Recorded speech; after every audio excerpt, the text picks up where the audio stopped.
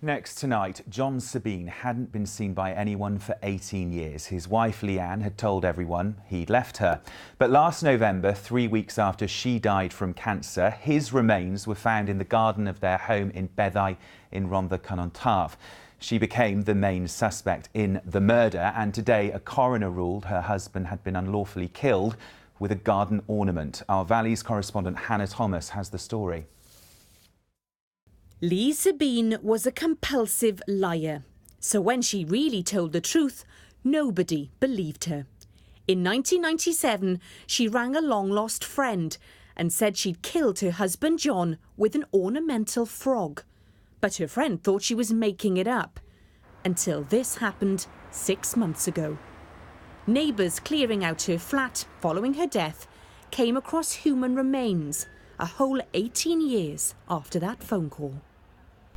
When neighbours made the grim discovery of a body here at the Tremacum Flats last November, they had no idea who it was. In fact, neither did police.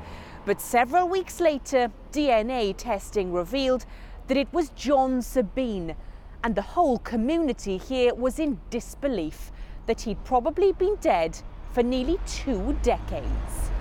At Aberdare Coroner's Court today, John's son Christopher spoke to the media about meeting his father and stepmother in the 1980s. At first, he said, everything was fine.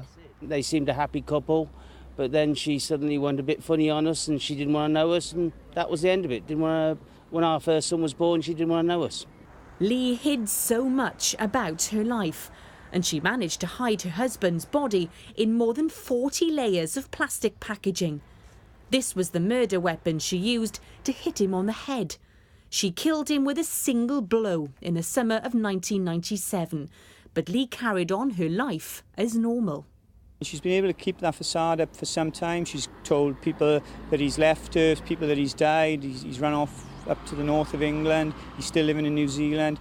You know, a very cunning lady, very devious and quite calculated in concealing this crime for such a long time. And again, it's only because of her death, really, that we've been able to uncover the truth. In the months leading up to her death, Lee Sabine had told neighbours that she had a medical skeleton in her flat, and she asked them to move it when she died. She also told her hairdresser that one day she'd be famous and that people would be talking about her body in the bag long after she'd gone. She certainly wasn't lying about that. Hannah Thomas, ITV News. Hello, welcome to Wales at 6. I'm Andrea Byrne. Wales is a beautiful country, and it's the beauty which attracts millions of visitors here every year. But we're currently seeing a huge spike in rubbish being dumped across the landscape. And there's a serious warning tonight from the Mountain Rescue Service that dropping litter could actually be fatal. As part of our In Focus series tonight, Valleys correspondent Hannah Thomas takes a look at the debris danger facing the countryside. Wild and wonderful Wales. Our greenery is a gift of nature.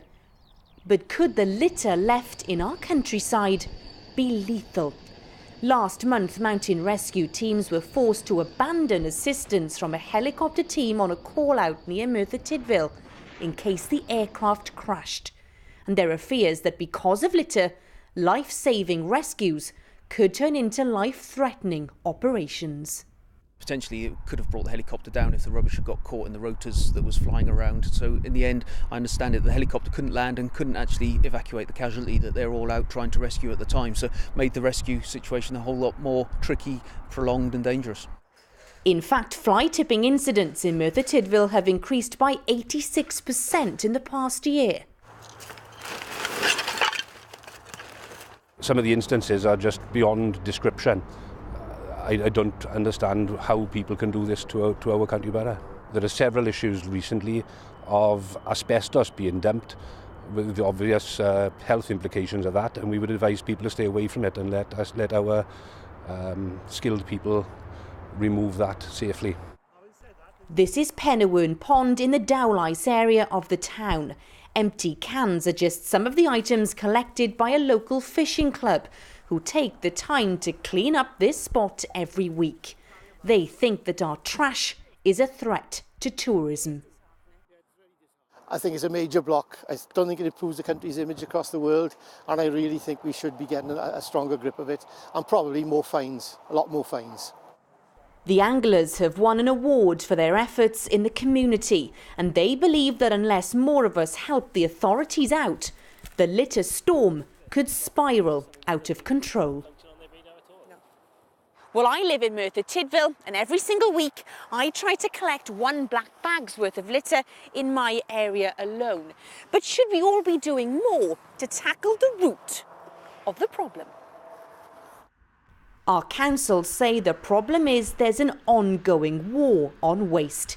It's a hazard to the livestock on our hills and could become a crisis in our countryside. Well, Andrea, with a lovely backdrop that you can see behind me, you're probably thinking, what crisis in our countryside? Well, I can tell you what, take a look at this. And I can tell you that this isn't the only part of this area that resembles a landfill site. One woman trying to put a stop to this is Jess Magnus from Keep Wales Tidy. Jess, you must be appalled by this mess. It's just awful, isn't it, Hannah? And unfortunately, I hate to say it, but Merthyr, it isn't the only issue here. We're seeing this across Wales, rural areas in particular, where people are dumping not just general litter, there's commercial waste here, there's car waste, and it's just an awful sight.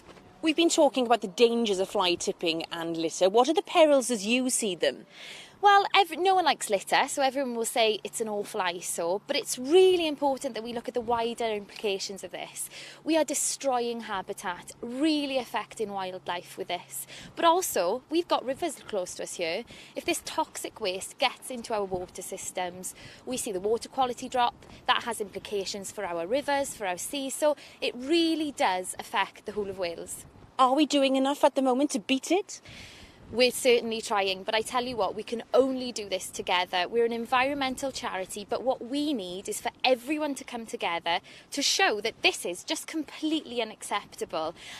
We need to change this behaviour. Enforcement works, education works, things work together. So what we really want to see is people stand up, make this unacceptable, and make the people pay for what they're doing, because it's just horrendous. Very briefly, can we beat it? We can, but together. And we as Keep Wales Tidy, we work with partners, but we need the communities to work with us and to shout about this, to say that it's not right. Jess, thank you very much indeed. Well, as you can see in Merthyr Tydfil, the weather is absolutely glorious at the moment, and I understand this weekend's forecast is pretty good as well. But the message is, if you are out and about having a barbecue or a picnic, take your litter home with you. Yes, important message. Yes, we'll have the forecast a bit later on as well. As the series continues on litter, we'd like to see your pictures and videos of rubbish dumped near you. You can email them to infocus@itv.com, and we'll be featuring more stories on this problem next week. Now, until 1966, Aberfan was a place that most of the world had never heard of.